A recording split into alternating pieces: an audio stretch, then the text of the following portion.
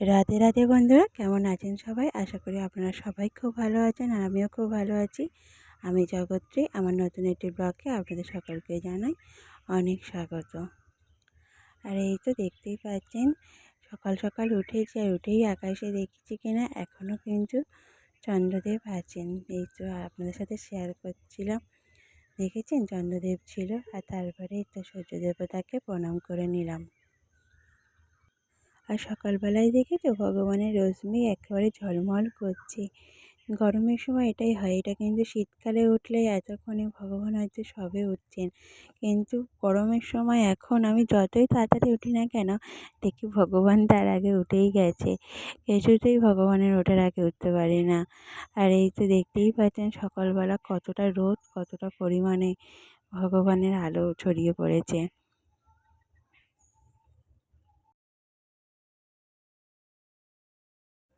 আর এই তো তারপরে স্নান টান সেরে এখন চুলটা আঁচড়ে নিচ্ছি।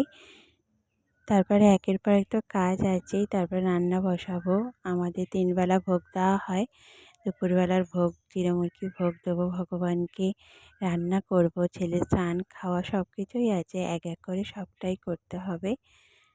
আগে নিজের চুলটা আঁচড়ে সিঁদুরটা পরে নিই, তারপরে সব কিছু ধীরে ধীরে হবে। কাজ তো সারাদিনই পড়ে আছে, তারপর নিজে তো একটু শৃঙ্গার করাই উচিত, তাই না বলুন? এই তো সামান্য চুলটা আঁচড়াবো আর সিঁদুর পরবো। এক এক দিন এমনও আসে যে এতই ব্যস্ত হয়ে যায় এই চুলটাও আঁচড়ানোর সময় পাই না, সিঁদুর পরারও সময় পাই না। দিনের শেষে গিয়ে নিজেকে যেন কেমন একটা পাগলি পাগলি মনে হয় যে চুলটাও আঁচড়ানোর আমি সময় পাইনি। আর কি করব, সংসারে এসেছি, সংসার খেতে তো ব্যস্তই। সংসারের মানুষ কিন্তু বেশি ব্যস্ত। সারাদিন তুমি যত কাজ করবে তত কাজ, না করলে না কাজ, এরকম বিষয়। আর সংসারটাকে এতটাই ভালোবেসে ফেলেছি যে না কাজ করে চুপচাপ বসে থাকার মানুষই আমি নই। চুপচাপ বসে থাকতে পারবোই না। ওই কাজ আমার সামনে পড়ে আছে আর আমি বসে থাকবো, সেটা কখনোই সম্ভব না। আর এটা প্রতিটা নারীর ক্ষেত্রেই হয়ে থাকে। একবার বিয়ের পর সে কিন্তু সকল অলসতা কাটিয়ে নিজের সংসারটাকে এতটাই ভালোবাসে যে তার সর্বস্বটুকুন দিয়ে সংসারের কাজে ব্যস্ত হয়ে যায়। তার নিজের জন্য সময় থাক আর না থাক, সংসার আগে পরিপাটি থাকুক, এটাই মনে হয়, তাই না বলুন? আর এবার যে কাজ শুরু হবে একেবারে দম বন্ধ করে দেখব 3টে, 3:30, 4টে বেজে গেছে। তারপরে গিয়ে একটু বিশ্রাম নেব। তারপর সন্ধ্যা থেকে তো অনেক রকমের কাজ আছে। আর এই তো আর কি হবে। আর আমি কিন্তু আগে কপালে সিঁদুর দিই, তারপরে সিঁথিতে সিঁদুর দিই। আমার মা সবসময় বলে আগে কপালে সিঁদুর দিবি, তারপর সিঁথিতে সিঁদুর দিবি। আর এই তো আমার সিঁদুর পরা কমপ্লিট। আর আমার আলমারির সামনে কিন্তু মা তারার ছবি আছে, ওনাকে এক্ষুনি প্রণাম করব। আর আমি ভগবানকে প্রণাম করলে না একটু হেসে হেসেই প্রণাম করি। দেখতে হয়তো অন্যরকম লাগতে পারে, কিন্তু আমি যে কোনো ভগবানের সামনে দাঁড়িয়ে প্রণাম করলে একটু হাসি মুখেই প্রণাম করি। ভগবানরা কিন্তু হাসি মুখটাই বেশি পছন্দ করে, সবসময় হেসে কথা বলা, হেসে ওনাদের সামনে সবসময় দাঁড়িয়ে হাসি মুখটা দেখানোই উচিত আমাদের। সংসার জীবনে আমাদের তো অনেক রকম দুঃখ কষ্ট থাকে, কিন্তু সবসময় যে কাঁদতে হবে এর কোনো মানে নেই। হাসি মুখ হলো সুখ শান্তির প্রতীক, কিন্তু এই হাসি মুখে সবসময় থাকলে কিন্তু সংসারে সুখ শান্তি সর্বদাই বজায় থাকে। আর আমাদের বাড়িতে তো রাধাকৃষ্ণের মন্দির আছেই। আর গোবিন্দকে আমি খুব ভক্তি শ্রদ্ধা করি, রাধা গোবিন্দকে। আর ওনাদের শরণাপন্ন সবসময় হই, আর ওনারাও আমার সাথে আছে সবসময়, এটা আমি অনুভবও করি। আমার সকল বিপদে আপদে সবসময় ওনাদের পাশে পাই। তারপরে এই তো চলে এসেছি সোজা রান্নাঘরে। আমাদের কিন্তু কাঠের জালে রান্না হয়, মানে দুপুরের রান্নাটা কাঠের জালে হয়। সকালে চা টিফিন, রাতে রান্না মানে রুটি করি রাত্রিবেলা। রাতে রান্না বলো, টিফিন বলো, সবটাই কিন্তু গ্যাসে হয়। কিন্তু দুপুরের রান্নাটা যেহেতু বেশি করা হয়, দুপুরের রান্নাটা আমাদের কাঠের জালে হয়। যেহেতু আমাদের এখানে গাছপালা অনেক বেশি, একটু গ্রাম্য সাইড এলাকা, ওই জন্য কাঠ পাতার কোনো অসুবিধা হয় না। আর দুপুরবেলা রান্নাটা কিন্তু আমরা কাঠের জালেই করি। আর এখন যা গ্যাসের ক্রাইসিস এসছে, গ্যাস তো পাওয়াও যায় না, আর অনেক সমস্যা। তার তুলনায় আমরা যে কাঠের জালে রান্না করি আমাদের কিন্তু গ্যাস অনেকটাই সেভ হয়। আর এগুলো কচি কচি লাউ পাতা, এগুলো ভাতে দেওয়া হবে। এই ভাতে দিলে কিন্তু খেতে খুব টেস্টি হয়। তো মানে ভাতে ভাত দেওয়া মানে সিদ্ধ করে নেওয়াও যাকে বলে, ভাতের মধ্যে দিলে বেশি স্বাদ হয়।